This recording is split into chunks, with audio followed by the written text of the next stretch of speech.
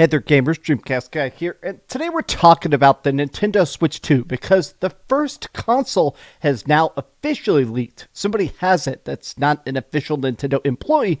They posted an unboxing, they're doing a Q&A about it, and the biggest thing that a lot of the internet is mad about is that the system is now confirmed to be very, very internet focused, meaning that you can't even turn it on until the Nintendo servers allow it. So even if you did find a Nintendo Switch somewhere, if it falls off a truck or you bought one on eBay, it doesn't work unless Nintendo allows it. And people are a bit suspicious of this just because it does kind of suck now that we're basically in the digital future. Nintendo has said that 95% of all the games coming to the Switch 2 are just a game card key or digital only. It is weird to think about the fact that at this point, you couldn't even boot up your console unless Nintendo allows it. But let's take a look at the videos. Hi, hope you're having a great day. And if you could, please give this video a like and subscribe if you haven't already. Now, it's kind of interesting to see it. I feel like I always like watching leaked unboxings. For people that have been subscribed for a long time, we watched some leaked unboxings of the PS5 Pro, the PS5 Digital Edition, the Xbox Series X.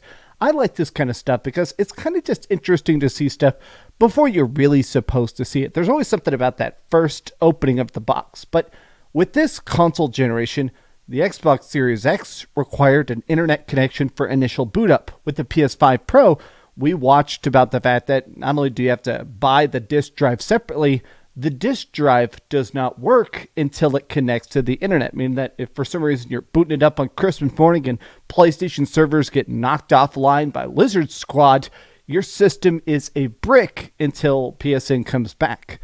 So with Nintendo, it is now confirmed that this does not work, it doesn't do anything, it isn't anything until the day one update, which means that I really do think this sort of implies there's not going to be reviews for the Nintendo Switch 2. Nobody can even play it. Even if Nintendo did mail it to you, they'd have to have personally updated it at their factory before you were allowed to turn it on. It is still cool to just see inside the box, though. I do like those Joy-Cons a lot. It's funny that whenever you start to see games going out to retailers, something always gets leaked. But here's the part that kind of stuck in my mind. More video plays. The Nintendo Switch 2 is locked. It needs updated to function, so I'm waiting until June 5th to unlock it. It literally does not work. It just doesn't work. You can't turn it on early. You can't do anything. It is literally a brick. Now, a lot of people are talking about this because other people are also managing to get a bit early, and they said you can't even turn on Nintendo Switch 1 games without an internet connection that basically unlocks it on a game-by-game basis. I have no permission to post pics, but I can share that when they tried to boot up a Switch 1 game, a message prompt says, please connect to the internet and update your system. You cannot do anything without an internet connection with the Switch 2. And I just want to say, the reason a lot of people don't like that is that this is a new era of fragile current content. Systems go down, internet goes down, servers go down. I mean, recently we had the big outage of PlayStation Network. It was down for days and days and days, and PlayStation still never even told us how that outage happened. And I do think about the fact that what if you get a game console during that? Your system is inoperable. Your freaking $500 thing is useless until their servers allow it. So what happens in the future? People are still playing the 3DS. You can't just act like games are this flash in the pan experience. If it's not current, it doesn't exist. It is weird to me that you can play every other generation forever. We're now coming to this era where now for the first time, when this game console era ends, when this generation of consoles ends, these consoles are all just gonna get bricked. They will have no retro lifespan. They will have no nostalgic quality. They will have no ability to exist outside the current profitable ecosystem. Now, it is funny that I am seeing people still try to get one anyways. I saw this tweet last night for Destiny FOMO.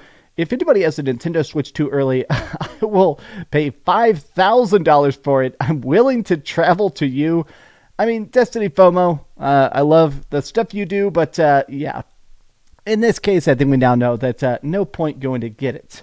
Someone got their hands on a Nintendo Switch 2 and is making a very intelligent decision to share an unboxing video.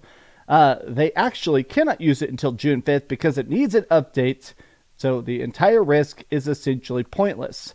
So in the past, Nintendo lawyers are famously the most brutal. They track people down very, very quickly. There are literally people in prison right now, not just lawsuits. There are people in literal prison for messing with Nintendo. So even if I did get a Nintendo Switch 2, even if somebody showed up right now and just said, here's a Nintendo Switch 2, I'd probably do an unboxing. I'd probably hold it up for a camera and measure the screen and stuff like that, test the battery life, but let it sit there. But at this point, don't try to connect it to the internet, because at the very least, you're just going to end up on Nintendo's radar, and you don't want them having your IP address. This is just a short, sweet video. I wanted to talk about this. How do you feel about the Nintendo Switch 2? How do you feel about this unboxing? And, well, are you still in for it? Are you ready for the first all-digital future Nintendo console? Tell me your thoughts in the comments down below. And if you enjoyed this video, be sure to give it a like, subscribe if you haven't already, and please keep dreaming. I just woke up from the most glorious nap. I went to the gym at 5 a.m. That was cool. Having the whole gym to yourself, very nice. But about noon, my body was like, hey, bro, why the hell did you get up at 4:30? So I just dozed off for a bit. But I'm back, gaming. Thanks so much for watching that video. If you want to see something else, you can always click this link to see what I put up last, or, subscribe and see what's coming up next. Also, I promise that whatever I do, it'll try not to suck.